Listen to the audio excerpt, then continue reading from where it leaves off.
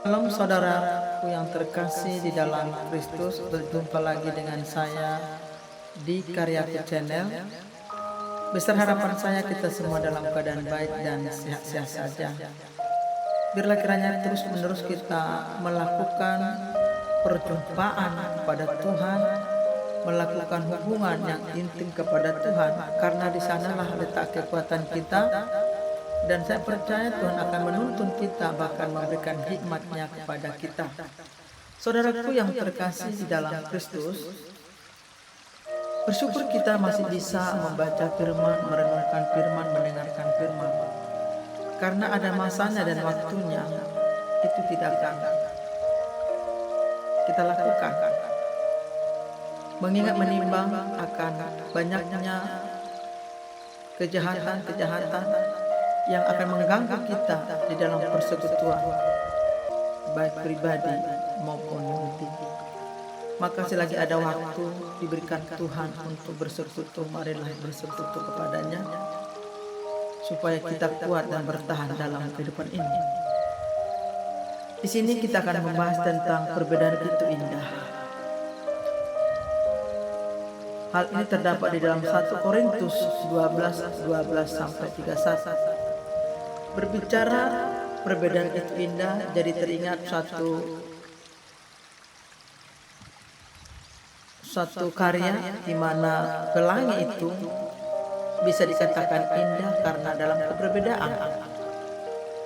Kita tahu dalam pelangi bermacam beragam warna, di mana satu dengan yang lain saling bertautan, sehingga warna demi warna tidak berdiri dengan sendirinya, tetapi dengan keberagaman itu, pelangi itu menjadi indah karena dalam kebersamaan.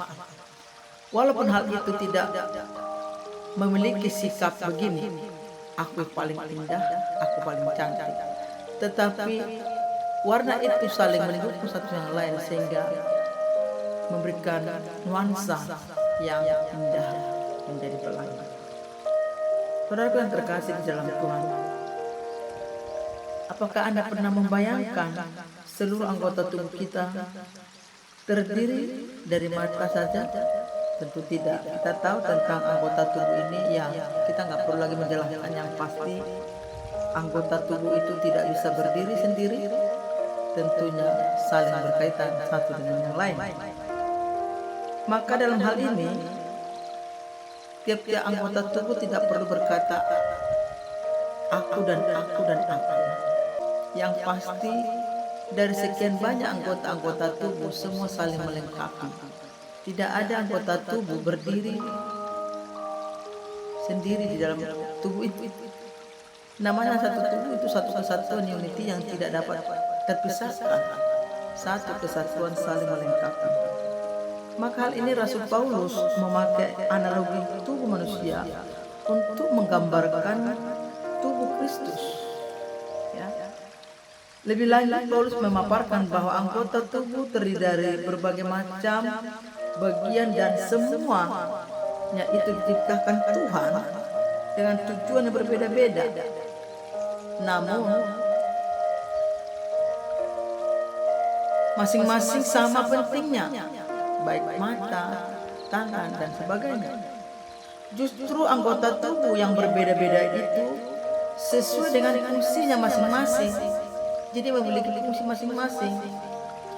Itulah yang membentuk tubuh. Demikian juga dengan tubuh Kristus atau gereja yang terdiri dari anggota yang berbeda-beda, peranannya berbeda, tetapi satu penting dalam membentuk tubuh Kristus menjadi indah. Ya, artinya di dalam keberbedaan itu saling menghargai, saling memahami satu dengan yang lain. Bagaimana caranya agar anggota tubuh Kristus yang berbeda-beda itu menciptakan keindahan? Tentu ini pertanyaan dan menjadi suatu catatan bagaimana mempersatukan yang berbeda. Yang pertama, merayakan perbedaan. Perbedaan bukan sesuatu yang membuat kita terpisah atau tidak dapat bersatu.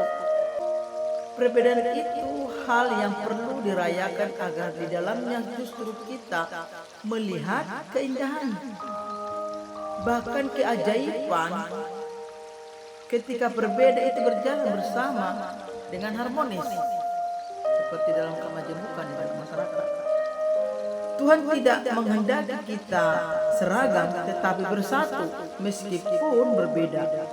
Perbedaan itu membuat kita saling menopang dan saling melengkapi, karena itu perbedaan yang harus dirayakan. Ya, ini perlu dipahami. Kedua, saling memperhatikan jika ada anggota tubuh Kristus yang lemah dan rentan, mereka yang harus diberi perhatian lebih. Artinya peduli. Keindahan dalam tubuh Kristus terjadi ketika kita berempati, saling merasakan penderitaan dan sukacita. Keindahan akan terjadi bukan ketika kita meminta diutamakan, melainkan ketika kita saling mengutamakan satu dengan yang lain. Jadi peduli, menghargai, dan saling menghormati. Sudahkah Anda berfungsi sesuai dengan peranan Anda sebagai anggota tubuh Kristus? Amatilah komunitas Anda di mana Anda berada. Adakah anggota yang membutuhkan perhatian? Lakukanlah tindakan yang baik dan untuk memperhatikan dan mengutamakan mereka.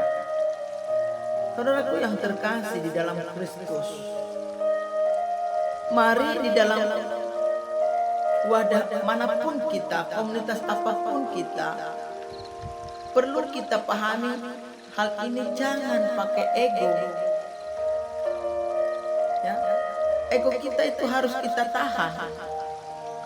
Kalau dalam satu perkumpulan masing-masing memakai egonya, pasti tidak akan jalan dan bubar. Tetapi perlu kita tekankan di sini dalam persekutuan komunitas apapun itu, dilandasi dengan kasih, dilandasi dengan kerendahan hati. Nah, kalau ini kita lakukan dimanapun kita berkomunitas, berwadah, pasti berjalan. Walaupun memang ada benturan-benturan, tetapi benturan itu menguatkan kita, sehingga kita saling bergandengan tangan, saling menguatkan satu dengan lain, bukan melemahkan, bukan mempermalukan.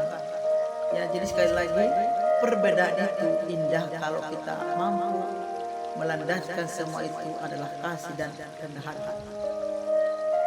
Membuat satu wadah itu bubar dan tidak bertahan lama dikarenakan masing-masing memegang egonya, baik ego merasa diri hebat, mampu, mapan, kaya, atau sebagainya.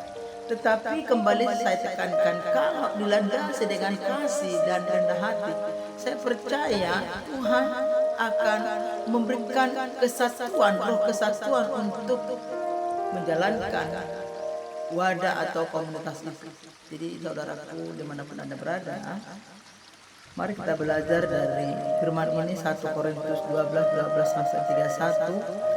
Walaupun kita anggota-anggota tubuh berbeda, tetapi mari satu kesatuan, kita saling melengkapi dan saling menghormati satu dengan yang lain.